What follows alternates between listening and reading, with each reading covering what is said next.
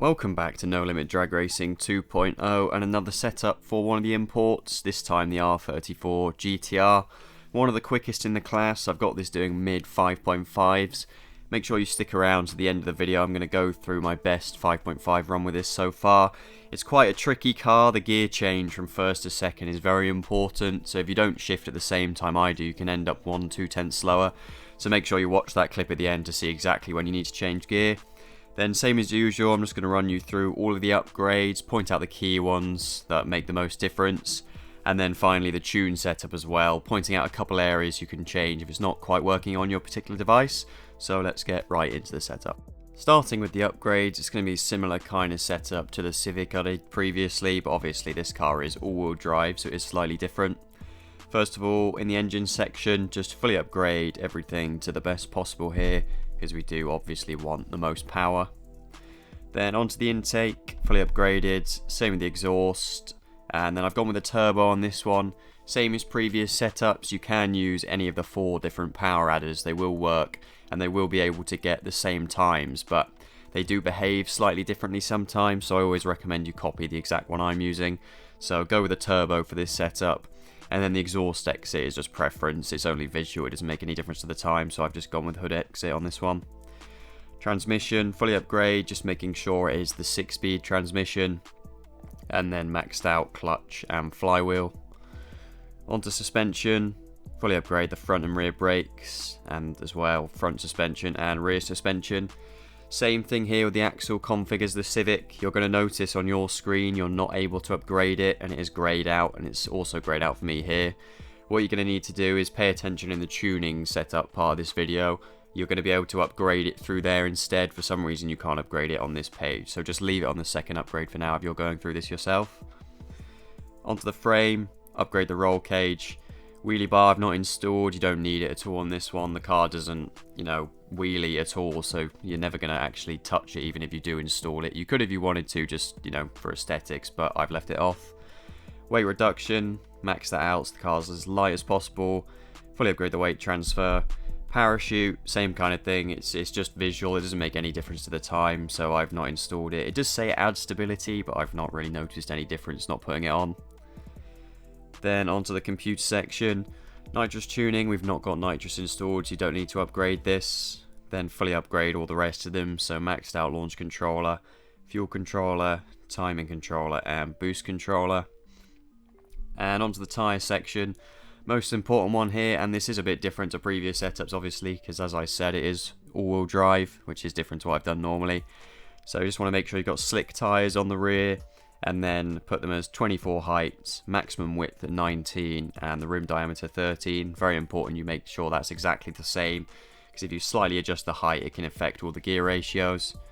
And then onto the front, same again, slick tyre, 24 height, max the width at 18 on the front, and 13 on the rim diameter. So just making sure those are exactly the same. That's often an area people make mistakes on and then the setups don't work. So that's everything for the upgrades. Just make sure you double check everything's the same there, and we'll get on to the tuning setup. Now onto the tuning section, and as per usual, always start off with the computer section. Reason being, limiter RPM. You need to make sure that's set to 10,000 before you're able to adjust the gear ratios properly. And also here you can see I'm not using launch control, so make sure that's unchecked. I like to just set it, put it on 9,000, then uncheck it, but it doesn't actually make any difference. Shift light RPM, I've gone for 9600, the usual I tend to go for. It's kind of the midpoint between where you want to change gear, because in general with setups in this game you want to change gear earlier for the lower gears, and then as you get into the higher gears change gear later and later. 9.6 is kind of the midpoint. As I mentioned at the start, you want to watch my clip of the run to see where the best shift points are. And delay box, that's set up at 0.070. That's for using the Pro tree and reacting to the amber light. If you want to learn how to set up delay box yourself, I will have a video linked in the top right hand corner of the video that pretty much goes over it. I won't go through it now, but if you just want to react to green, set that to 0. Fuel rate and timing, as you can see there in the top right, perfect tune is installed. You can't copy my numbers here, you're going to need to get your own numbers. So either pay 300 gold for each, or when you buy the car initially, buy the strip car version. It costs $150,000, but it does come with these installed, so you don't actually need to use any gold if you buy that one. then boost, max boost 30 across the board there. Then onto transmission, gone with 349 first, 211, 154, 120, 095, 075 and 355. Now this first gear is something you can adjust if you find it's not quite working on your particular phone. So if you find the car spinning the wheels a bit too much at the start, maybe bump that down to maybe 346, try it, see if it works. If it doesn't, go down again. And then the opposite, if the car's bogging down, you can increase that number, which will shorten the gear. But I'd always start with my numbers and then give it a few attempts to see if it's working. And then graph scale, I see some people commenting this, graph scale makes no difference, it's just so you can see the gears more clearly when you adjust it. On to suspension.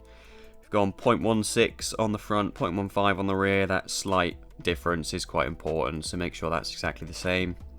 Spring stiffness, 40,000 on the front, 28,000 on the rear. This is an area you can adjust as well if it's not quite working for you. So if you find the car's bogging down and not spinning the wheels at all, an easy adjustment I found with this is to increase that rear stiffness. So maybe bump it up a couple and then try again and see if it works. And then the opposite if the opposite thing's happening. So if the car's spinning the wheels too much, decrease that rear stiffness. That tends to be an easy adjustment. Then on to bump and rebound. First of all, you're going to notice in the top right hand corner, you do have the option now to install the coilovers, which you couldn't do in the upgrade section, so make sure you do that. And then bump, we've gone 2,000 on the front, 1,000 on the rear. Rebound, maxed out 7,000 front and rear. Extension, gone minus 0.24 on the front, minus 0.2 on the rear. And camber, this is entirely preference, it doesn't actually make any difference to the performance, which is a bit silly because it should, because if you go full camber you're going to have less tyre touching the ground, but for some reason they've made it make no difference. I've gone 0-0 here because with this suspension setup it doesn't clip through the bodywork. You will notice in my run at the end of the video I actually have the front camber all the way negative. That's just because different setups I was trying, the wheels were clipping through the bodywork, but as I said, it doesn't make any difference, so just set that camber to whatever you want. Wheelie bar we don't have installed. Weight, very near the front, 0.68, and then all the way down on the height there, 0.05. Computer we've already been through, and nitrous obviously we don't have installed. So just make sure you go through there and double check everything. One tiny thing, one click difference can make, quite a big difference to the time, and it might not work properly, so just double check, of course, everything is right there. And now we'll move on to my best run so far. Finally, onto the best run I've got so far, which is a 5.559. Key thing here you're going to see is the gear change from first to second. It is very early, around 8,400 RPM. That's the most important part of using this car. If you shift later, you're going to get nowhere near a 5.5, so make sure you copy that. Using Pro Stage, so make sure you use that as well. And then I'm going to be reacting to the amber with the delay box set. As you can see there, short shifting first to second, then the rest of the gears just shifting gradually later and later until 6th gear where you're pretty much shifting at 9,900 RPM max. So just go through there, I think maybe 1 or 2 times, just make sure you have a good idea of the shift points and then try and copy them yourselves. And then there you go, you're going to end up with a 0.723 60 foot, definitely helped by the all-wheel drive and a time of 5.559. So that's it from me. Please leave a like on the video if you found this helpful, and I'll see you next time.